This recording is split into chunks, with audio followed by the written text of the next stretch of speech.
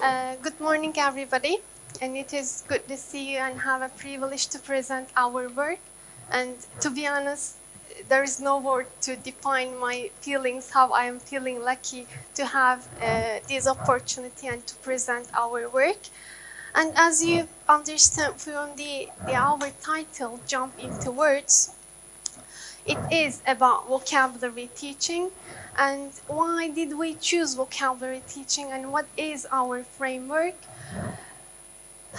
It's because language emerged as words.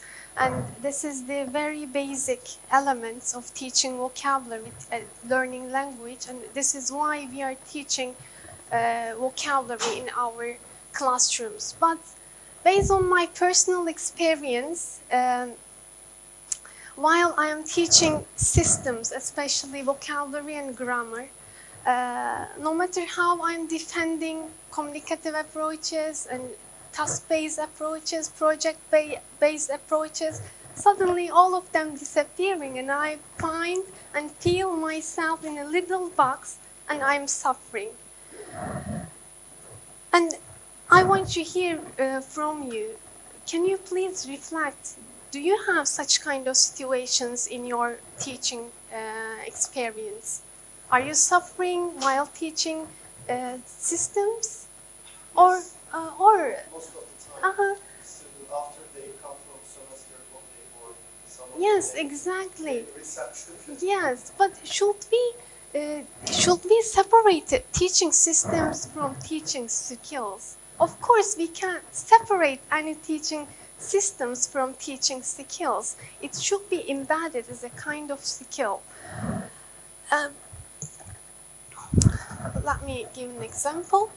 I have a box in here for you, and this is our lesson, and the lesson objectives and lesson outcomes are given to us by our institutions, and they say that this is your lesson outcomes, and you can go beyond outside of this box, but you have flexibility to whatever you want in this box.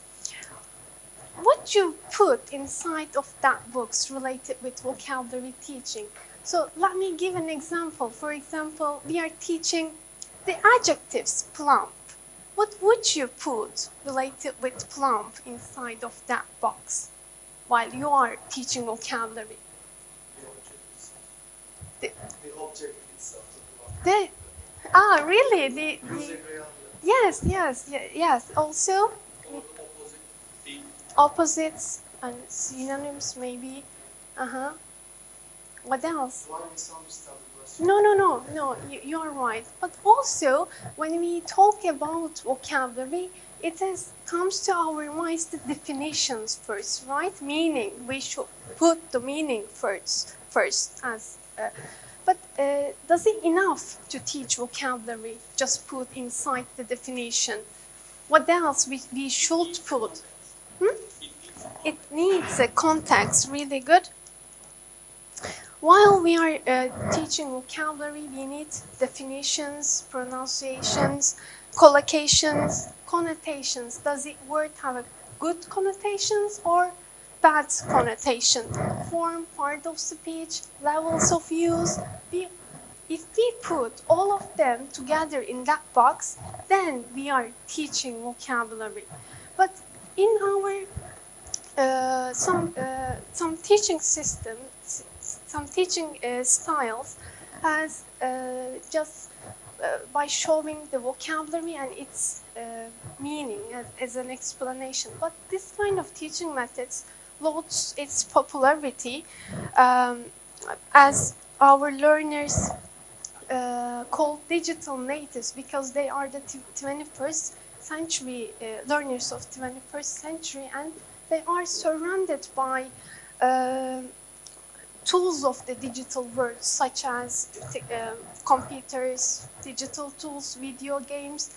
That's why we have to adapt our teaching, our classroom into technology. Also, by here While vocabulary learning process, vocabulary development also plays vital role, and vocabulary competence of students should be increased, and it is really important to allow students express their ideas, also to become competent in to be a good communicators in a language. And but how we will increase our students' vocabulary competence? Of course, as first we need to use the merits of technology, and taking all of these into consideration, we created Jump into Words. It is our project. The main outline of our project is to deal with students' vocabulary competence and make them familiar with the Web2 tools. Mainly, our students were responsible creating their own learning sets on Quizlet, Kahoot, and WordWall. And we worked with 10th grade students. After they prepared their learning sets, Quizlet, WordWall, and Kahoot, students shared these learning sets to other sophomores at our schools. So they felt that being helpful for the other students. Each month we have studied Quizlet, Kahoot, and WordWall. Then, to assess their vocabulary competence, we applied Socrative quiz. All of the words are related with the first 3 units of 10th grade curriculum.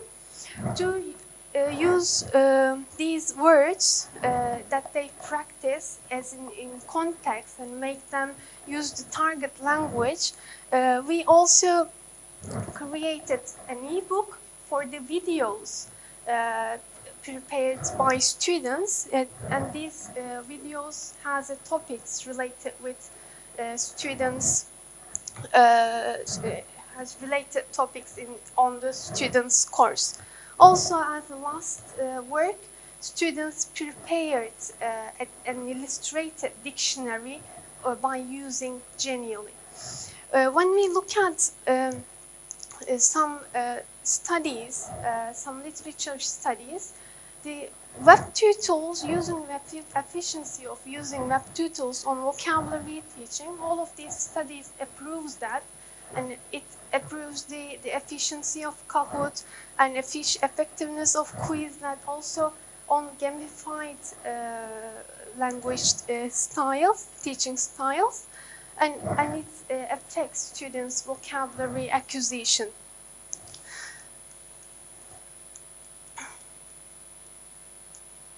All right, let me talk in detail about our study.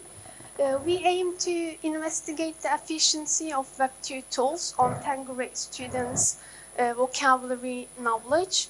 We intend to acknowledge students' views on vocabulary learning through these Web2 tools. Also, our study has a significance as it attempts to prove the efficiency of Web2 tools, especially in distance education, because all of the works that we done was done during the COVID pandemic, and that's why we used the online platforms to work and practice all the work that we done. To accomplish our aims, we ask 2 main questions. Are Web2 tools efficient in vocabulary teaching? And what are learners' views to use Web2 tools in the classroom? Here, to conduct all of these studies, we come together with 10 teachers from different countries, and the number of our students is 60, and they are all 10th grade students. We use e-twinning platform And the main responsible of our students to create and use learning sets collaboratively, and it was conducted through 4 months. To evaluate our findings, we use both quantitative and qualitative data to assess our students' vocabulary learning level and their competences, to assess their vocabulary competences. We use Socrative quiz, and the first 3 units of the words from first 3 units was chosen, and also to gather their views on web titles. We use pre-test and post-test at the end of and at the beginning of our study. And here is the process. During the months, we studied Quizlet, Kahoot, and WordWall, and then we have evaluation on Socrative.